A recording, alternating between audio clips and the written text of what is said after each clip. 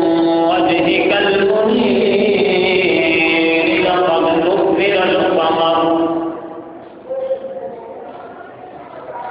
لا يمكن السلام كما كان حقه بعد ظهورها فصرت المسمى مختصر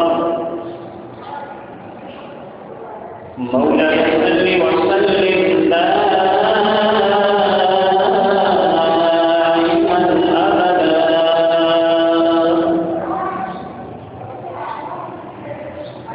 على حبيبك خير الخلق كلهم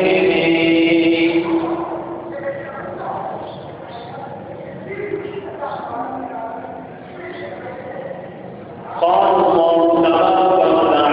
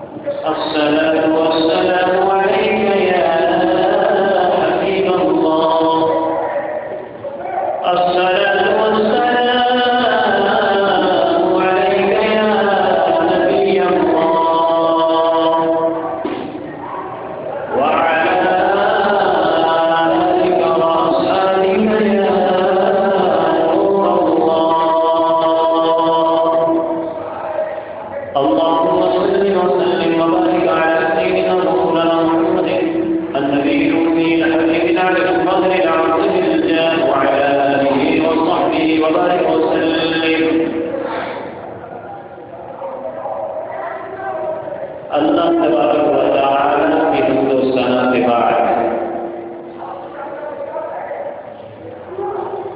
درود و سلام حضور الروح شاف یوم مشہور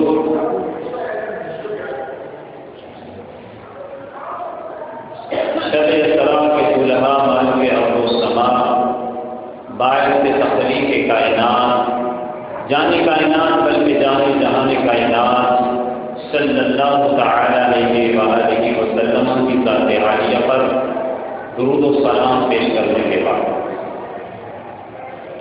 اللہ تبارک و تعالی کا شکر ہے، اس کا احسان عظیم ہے، اس کا فضل عظیم ہے جس نے ہمیں پھر مرتبہ سید الایام جمعۃ المبارک عطا فرمایا اور ہم سب اللہ کی توفیق سے نماز جمعہ ادا کرنے کے لیے اس کی بارگاہ میں حاضر ہو گئے۔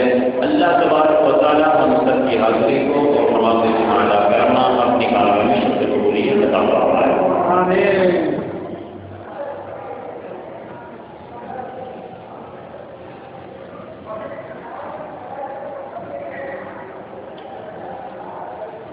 پچھلے جمعہ المبارک سے ہمارا موضوع چل رہا تھا بنی اسرائیل کے حوالے سے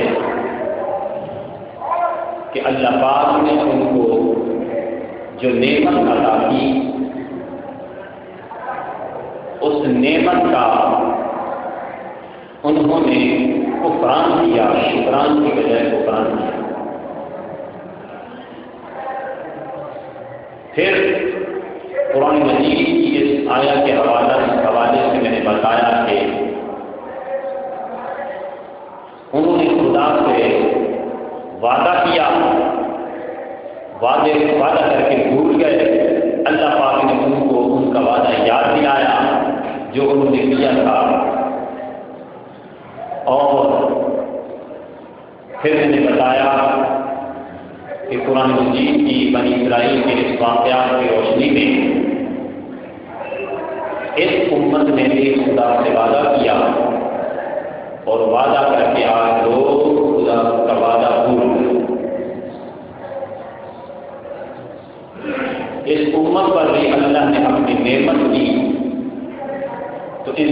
ملی اس نعمت کی قدر نہ کی اور خدا کا وعدہ بھول گئے۔ وعدے کی اہمیت میں بیان کر رہا تھا پچھلے جمعہ کہ ایک وعدہ وہ ہوتا ہے جو انسان سے کرتا ہے، ایک وعدہ وہ ہوتا ہے جو انسان اپنے رب سے کرتا ہے۔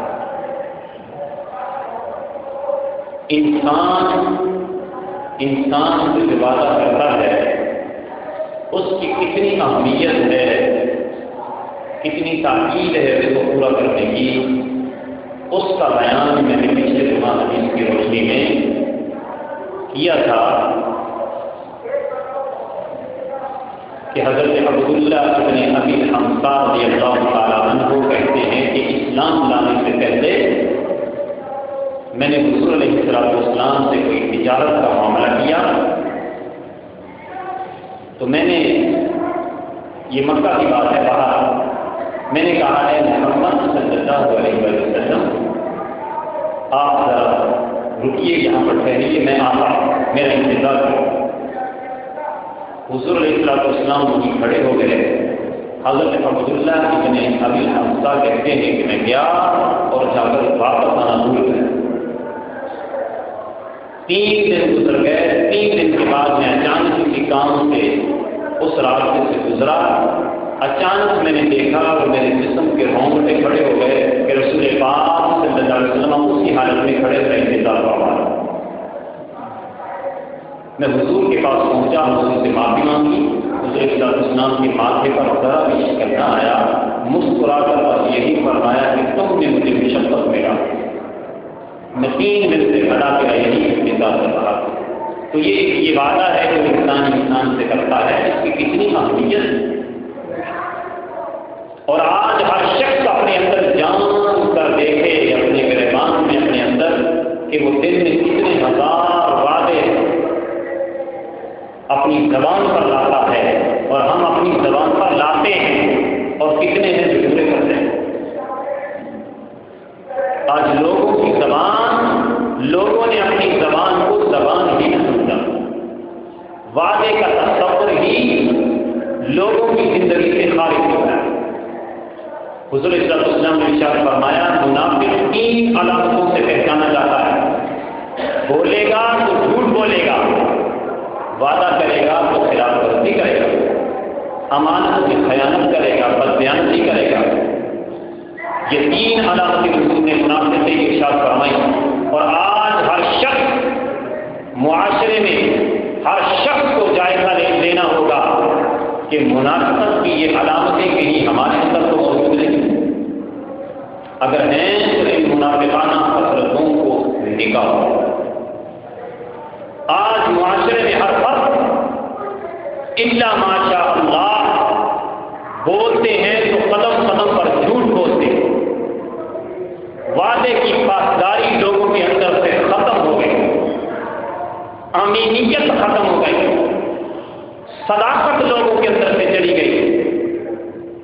ہر وہ شخص جو کسی عہدے پر بٹھایا جائے اور اس عہدے کا حق ادا نہ کرے امانت داری کے ساتھ، تو ایسا شخص اپنے منصب سے قوم سے خیانت کر رہا ہے۔ ہر وہ شخص جو کسی سے یہ کہے کہ بھائی میں تیرا بھائی ہوں، اور بھائی ہونے کے بعد بھی اس سے دھوکہ کرے، تو ایسا شخص وعدہ خلاف کے جھوٹ بول رہا ہے، ایسا شخص اپنے اندر منافقانہ خصلتیں رکھتا ہے۔ یہ حالت ہے آج ہمارے معاشرے میں۔ اور ایک وعدہ وہ ہوتا ہے جو رب سے بندہ کرتا ہے، بندہ اپنے رب سے وعدہ کرتا ہے، اور آج کتنے وعدے ہیں جو ہم اپنے رب سے روز کرتے ہیں اور کتنے ہیں جو پورے کرتے ہیں۔ ادھر گناہ کیا، ادھر تھوڑی دیر کے بعد توبہ کی۔ توبہ کی ایک وعدہ ہوتا ہے، توبہ کا معنی ہے اے اللہ تو میری اس غلطی کو معاف کر دے، میں تجھ سے وعدہ کرتا ہوں کہ آئندہ گناہ نہیں کروں گا، معافی مانگتا ہوں، توبہ کرتا ہوں، مگر پھر انسان جھوٹ بولتا ہے، پھر خیانت کرتا ہے، پھر وعدہ خلافی کرتا ہے، پھر بددیانتی کرتا ہے، پھر ظلم و ستم کرتا ہے، پھر حق طلب پرستی کرتا ہے، پھر خدا کے دین سے دھوکہ کرتا ہے، پھر لوگوں سے دھوکہ کرتا ہے۔ یہ سارا کفر خدا کے ساتھ کی ہوئے وعدے کے ساتھ خلاف ورزی کرنا ہے۔ اللہ رب العزت نے ارشاد فرمایا، جو قوم یا جو فرد میرے ساتھ وعدہ کر کے اس وعدے کو بھلا دے گا، میں اسے لعنت کا مستحق ٹھہرا کر اس شخص کو ذلت رسوائی کی زندگی عطا کروں گا۔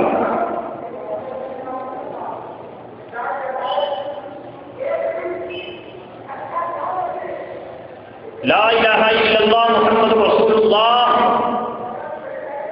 یہ کلمات، یہ کلمہ طیبہ کیا ہے؟ کبھی کسی نے غور کیا یہ کلمہ کیا ہے؟ یہ بھی ایک خدا کے ساتھ ایک وعدہ ہے۔ لا الہ الا اللہ، اے اللہ میں تیرے سوا کسی اور کو عبادت کے لائق نہیں سمجھتا، محمد رسول اللہ اور محمد صلی اللہ علیہ وسلم کو تیرا سچا رسول مانتا ہوں۔ کلمہ طیبہ، اس میں دو وعدے ہیں، خدا کی عبادت کا وعدہ اور رسول پاک صلی اللہ علیہ وسلم کی غلامی کا وعدہ۔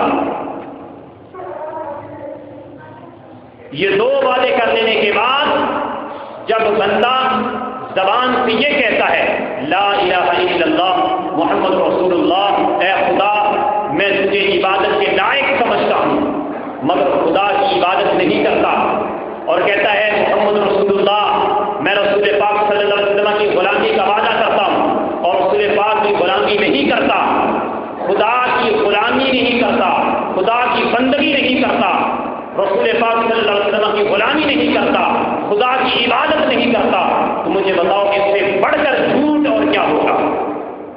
اس سے بڑھ کر وعدہ خلافی اور کیا ہوگی؟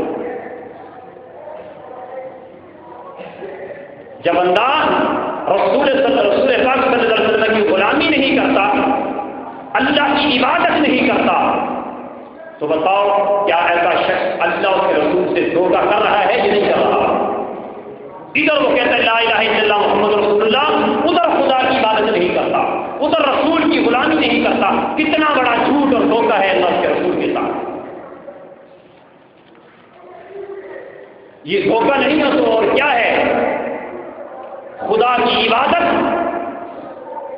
رات کو 1-2 بجے تک لوگ جاگتے رہتے ہیں، گٹکا کھاتے رہتے ہیں، گلی کوچوں میں ساری رات باتیں فضول گوئی کرتے رہتے ہیں، ڈبو کھیلتے رہتے ہیں، تاش کھیلتے رہیں گے، کرکٹ دیکھتے رہیں گے۔ ابھی کرکٹ کا سیزن شروع ہونے والا ہے، آپ دیکھنا مسجد میں نماز ہو رہی ہوگی، باہر گلیوں میں لوگوں کا شور کیسے ہوگا، جگہ جگہ اسکرینیں نصب ہو جائیں گی، جناب والا وہ تالیاں بجیں گی، بےہودہ قسم کی آوازیں آئیں گی اور اذان ہو رہی ہوگی، ٹی وی چل رہا ہوگا۔ کسی کو یہ توفیق نہیں کہ اذان ہوگی ٹی وی بند کر دو، میچ چل رہا ہوگا، ٹی وی چل رہا ہوگا۔ کسی کو اذان کا جواب دینا تو درکنار، کسی کی کانوں میں آواز تک سنائی نہیں دے۔ رات کو 2 بجے میچ شروع ہوگا، 2 بجے اٹھ کے دیکھیں گے، لیکن تہجد کے لیے نہیں اٹھیں گے۔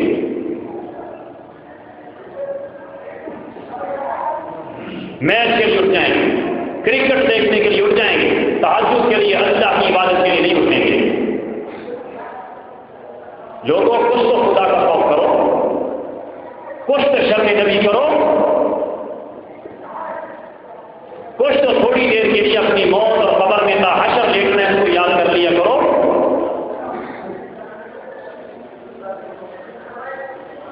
یہ راتوں کو مزے لینے کا یہ تاش کھیلتے ہیں، ڈبو کھیلتے ہیں، میچ دیکھتے ہیں، ذرا اس نے کبھی سوچا کہ ایک رات وہ بھی آئے گی اور وہ ضرور آئے گی، اس حقیقت کا انکار نہیں۔ اے بندے جب تجھے تیری موت گریبان پکڑتا تجھے نیچے زمین سے دفن کر دے، اب کھیل لے ڈبو اور اب کھیل لے تاش، اب دیکھ میچ، تیری زندگی کا قیمتی عمل ختم ہو گیا، منقطع ہو گیا۔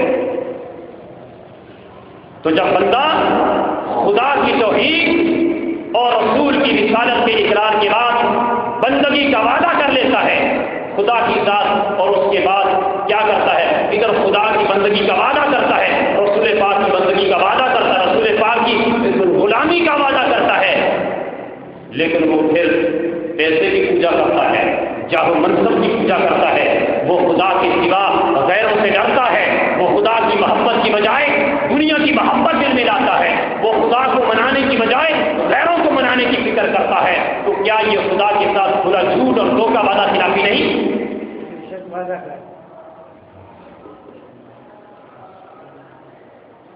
یہی وہ چیز تھی اللہ رب العزت نے قرآن مجید میں ارشاد فرمایا، یہودیوں کو تباہ و برباد کرنے والی، یہودیوں کی تباہی اور ذلت کا باعث یہی وہ چیز بنی۔ میں تو قرآن مجید کا مطالعہ کر کے اس نتیجے پر پہنچا ہوں کہ جن چیزوں کو بنی اسرائیل نے اختیار کیا ان یہودیوں نے اختیار کیا، اور تباہی اور ہلاکت اور ذلت اور رسوائی ان کا مقدر بنا دیا گیا۔ آج وہی چیزیں ساری کی ساری ان یہودیوں نے چھوڑ کے پاکستان میں ٹرانسفر کر دی اور اس امت کا مقدر تاریخ کر دیا۔ ہر طرف ذلت اور رسوائی، تباہی اور ہلاکت نظر آ رہی، کیا کچھ نہیں ہو رہا اس ملک پاکستان میں، کیا کچھ نہیں ہو رہا۔ اب عالم یہودیت اور عالم عیسائیت کو اس ملک سے جنگ کرنے کی کیا ضرورت ہے؟ عوام سے لے کر حکمران تک سب لوگ عالم یہودیت کے تابع ہو چکے، جنگ کرنے کی کیا ضرورت ہے؟ جنگ تو وہ فحاشی اور بے حیائی کی جنگ عالم یہودیت جیت چکا۔ یہ ویلنٹائن ڈے نکالا ہے، ویلنٹائن ڈے یہ کیا ہے؟ یہ مسلمانوں کا پیغام؟ کس مسلمان بزرگ نے اس تہوار کو آج ایجاد کیا؟ مجھے بتاؤ معاذ اللہ۔ یہ جو آج لوگ منا رہے ہیں یہ بھی عالم یہودیت کا ایجاد کیا ہوا بے حیائی اور فحاشی کو فروغ دینے والا تہوار ہے۔ اور مسلمانوں کی حالت دیکھو، کتنی بے حرمتی اور کتنا ضیاع ہوتا ہے، کتنا ظلم ہوتا ہے گلاب کے پھولوں پر۔ اتنے پھول لے جا کر اور ظالموں اپنے قبرستان میں اپنے آباء و اجداد کی قبروں پر ڈالو، جا کر قبرستان جا کر آپ دیکھیں تمہارے آباء و اجداد کی قبریں ویران ہو چکی، وہاں دفن کرنے کے بعد تم جاتے نہیں ہو، واپس پلٹ کر واپس دوبارہ نہیں جاتے، خبر نہیں لیتے، ان کی قبریں ویران ہو چکی، وہاں پھول ڈالنے کے لیے جاتے نہیں ہو، عورتوں کو پھول دینے کے لیے چلے جاتے ہو۔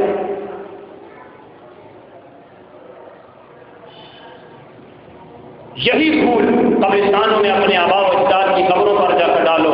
حدیث پاک میں قبر پر جب پھول ڈالو گے تو ساری چیز ڈالی جاتی ہے۔ حدیث میں رسول اسلام نے ارشاد فرمایا، اللہ کی ہم کو ثنا بیان کرتے ہیں، مترجم اللہ کی ہم کو ثنا بیان کرتے ہیں، تسبیح پڑھتے ہیں، اس تسبیح کا فائدہ آپ کو بھی ہوگا، ثواب ملے گا، صاحب قبر کو بھی ہوگا، صاحب قبر خوش ہوگا، صاحب قبر خوش ہوگا تمہارے لیے اللہ سے دعا کرے گا، اور تم لوگ اپنی گرل فرینڈوں کو خوش کرتے ہیں۔ استغفر اللہ العظیم و اتوب الیہ۔ تو یہ سب اللہ پاک نے ارشاد فرمایا، یہ سب یہودیوں کی تباہی اور ذلت کا یہ چیزیں باعث بنی۔ وہ لوگ خدا سے وعدہ کر کے جھوٹ اور کھول انہوں نے بولا، خدا کے احکام کو صائب سے کر کے اپنے احکام کو انہوں نے وضع کر لیا۔ اللہ نے انہیں اپنی نعمت آزادی عطا کی، انہوں نے وعدہ کیا تھا، اے اللہ تو نے ہمیں آزادی کی نعمت عطا کی، اب ہم اپنا جان و مال سب کچھ تیری راہ میں لٹا دیں گے، ہم جہاد کریں گے، تیری خاطر تیرے احکام کا نفاذ کریں گے، سرزمین پر ہم جنگ کریں گے۔ یہ وعدہ آج بھی توریت کے اندر موجود ہے اور قرآن کے اندر بھی موجود ہے کہ آزادی کی نعمت حاصل کرنے کے بعد جان و مال سب خدا کی راہ میں قربان کرنے کا وعدہ کیا تھا انہوں نے، اور جب اس وعدے کو نبھانے کی باری آئی، وادی سینا میں حضرت موسیٰ علیہ السلام نے اس قوم کو غلامی کی زنجیروں سے نکال کر لایا۔ حضرت موسیٰ علیہ السلام نے فرمایا، اے قوم تم کو اللہ نے آزاد ریاست عطا کی ہے، آؤ اب سب الہ کلمۃ اللہ کی خاطر اپنے گھروں سے نکلو، خدا کی احکام کو نافذ کرنے کے لیے آؤ، اور ملک کے کنان پر حملہ کر کے کفر و طاغوت کی حکومت کو ختم کر کے اسلام کا جھنڈا لہراؤ۔ اس قوم نے جواب دیا، موسیٰ ہمیں تو آزادی سے غرض تھی، آزادی مل گئی، اب ہمیں آپ سے اور آپ کے خدا کے احکامات سے کوئی غرض نہیں۔ خدا کے ساتھ وعدہ کر کے جھٹلا دیا۔ جب اس قوم نے وعدہ کر کے جھٹلایا، اللہ پاک نے ارشاد فرمایا سورۃ النساء میں، میرے وعدے کی خلاف ورزی کرنے والوں، میں 40 سال تک کوہ طور کے میدان میں بھٹکنا، گمراہ ہونا، در بدر کی ٹھوکریں کھانا اور ذلیل رسوا ہونا، 40 سال تک میں میں نے تمہارے مقدر میں لکھ دیا. ان کی نسلیں تباہ ہو گئی. وادی سینا خدا کے اس کا ساتھ کیے ہوئے وعدے کے جھٹلانے والے کی نسلیں تباہ ہو جاتی ہیں، ذلت و رسوائی پر مسلط کر دی جاتی ہے. اور یہی اسی واقعے کے تابع لا کر ہم نے بھی ایک وعدہ کیا تھا 14 اگست 1947 کو آزادی کی نعمت پاتے ہی خدا سے وعدہ کیا بنی اسرائیل کی طرح خدا نے آزادی کی نعمت ہمیں عطا کی. ہم نے وعدہ کیا باری تعالیٰ تو ہمیں آزاد ریاست عطا کر، تو ہمیں خطہ سرزمین عطا کیا ہے، تو نے آزاد ریاست عطا کی ہے.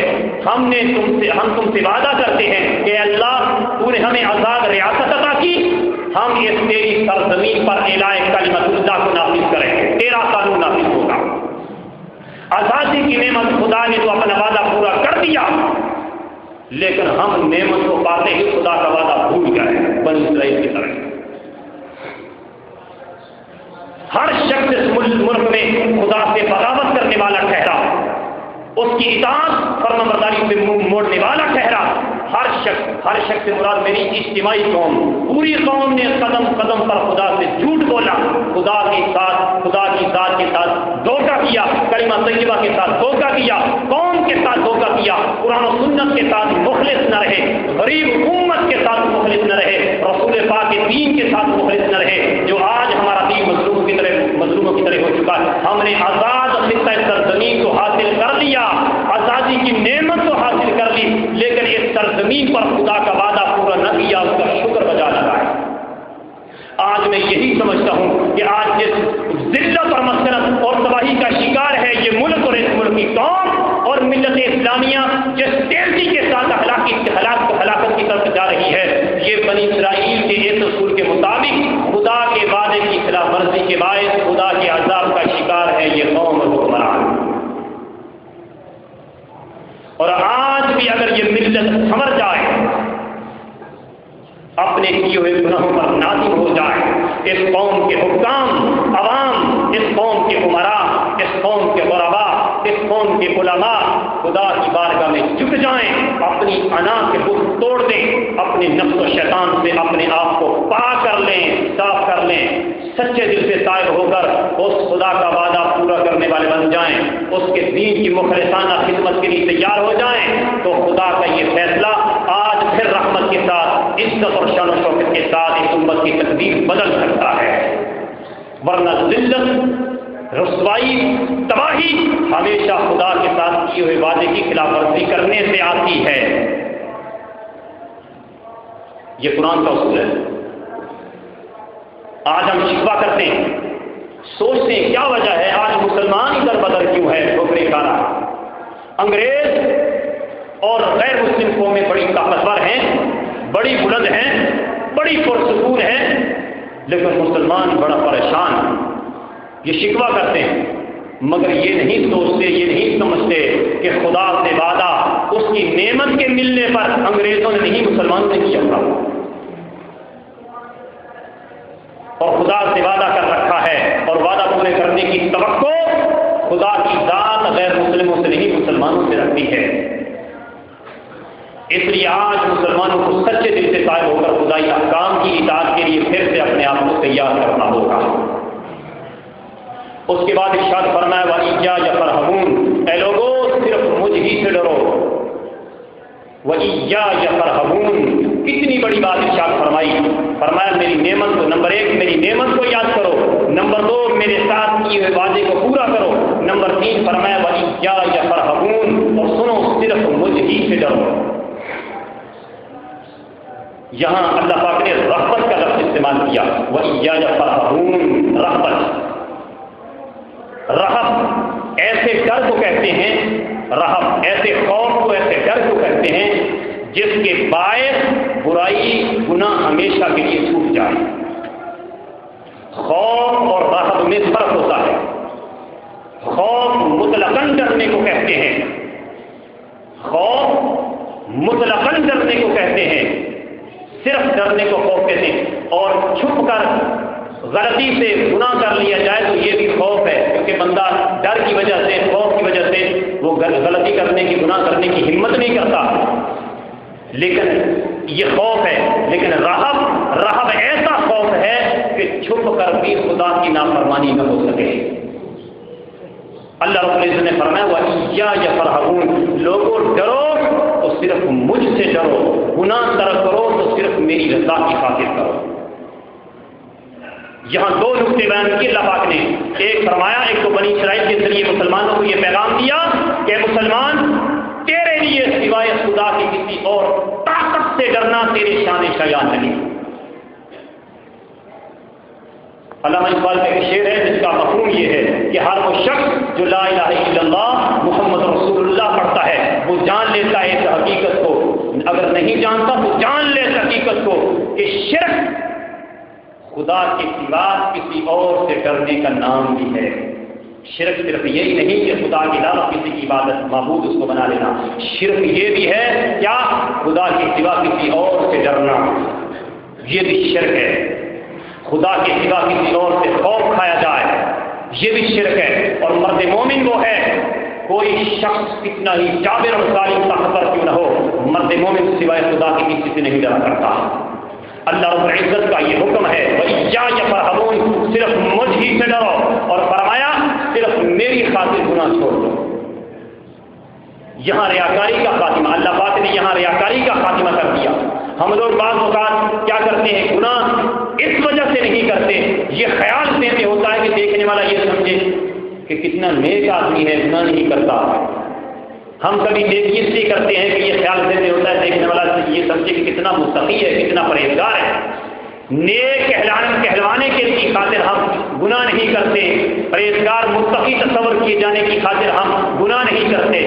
اللہ پاک نے اس تصور کو رد کر کے فرمایا ہے سنو، نیکی کرو صرف مجھے منانے کے لیے، گناہ سے بچو تو صرف میرے خوف کی خاطر۔ حضرت رابعہ بصری رضی اللہ تعالی عنہ ایک دفعہ بڑے جلال کی کیفیت میں ایک ہاتھ میں آگ اور ایک ہاتھ میں پانی کا پیالہ لیے جا رہی، بڑی جلال کی کیفیت ہے۔ کسی نے پوچھا مائی صاحبہ کہاں جا رہی ہو؟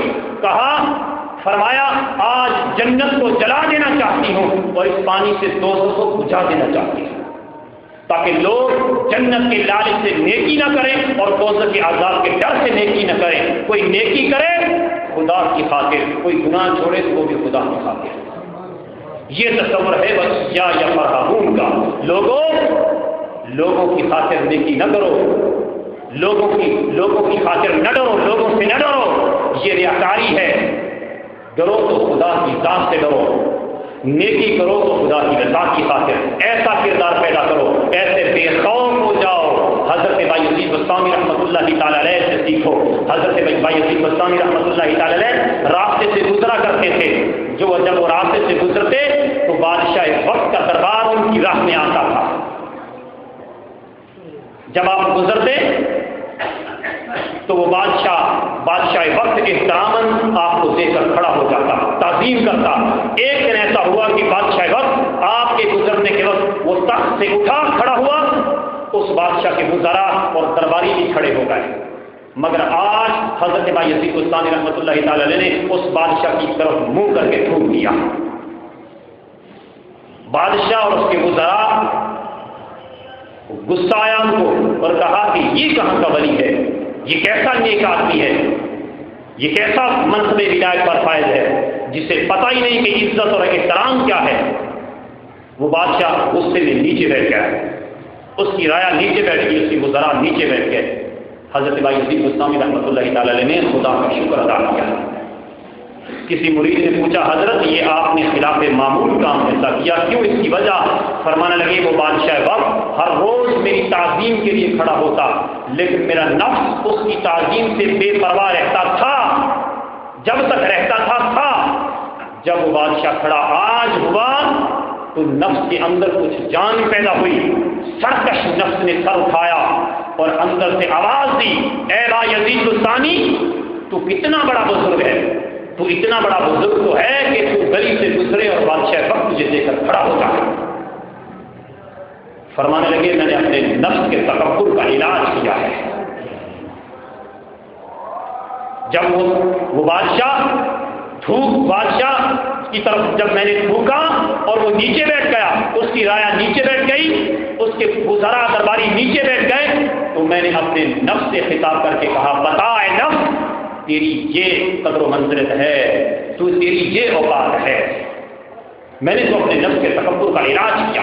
تو خدا کے بندے دوسروں سے تعظیم و تکریم کے طلبگار نہیں ہوتے، خدا کے بندے کسی سے ڈرا نہیں کرتے، وہ تو ہر وقت خدا کی رضا کے طلبگار ہوتے ہیں۔ اور اگر کسی عمل سے نفس و شیطان بھولتا ہے تو نفس و شیطان کا سر کچلنے کے لیے ایسی حرکت بھی کر گزرتے ہیں جو دوسروں کی نظر میں انہیں ظاہراً گھٹا دیتی ہے، مگر وہ جانتے ہیں کہ اس دنیا کی عزت کچھ نہیں، کیونکہ اصل عزت وہ ہے جو خدا کی بارگاہ سے ملتی ہے۔ اس لیے اللہ پاک نے ارشاد فرمایا وَإِيَّايَ فَارْهَبُونِ، لوگوں مجھ ہی سے ڈرو اور گناہوں سے پرہیز کرو، گناہوں سے بچو، تو وہ بھی صرف میری خاطر۔ اللہ تبارک و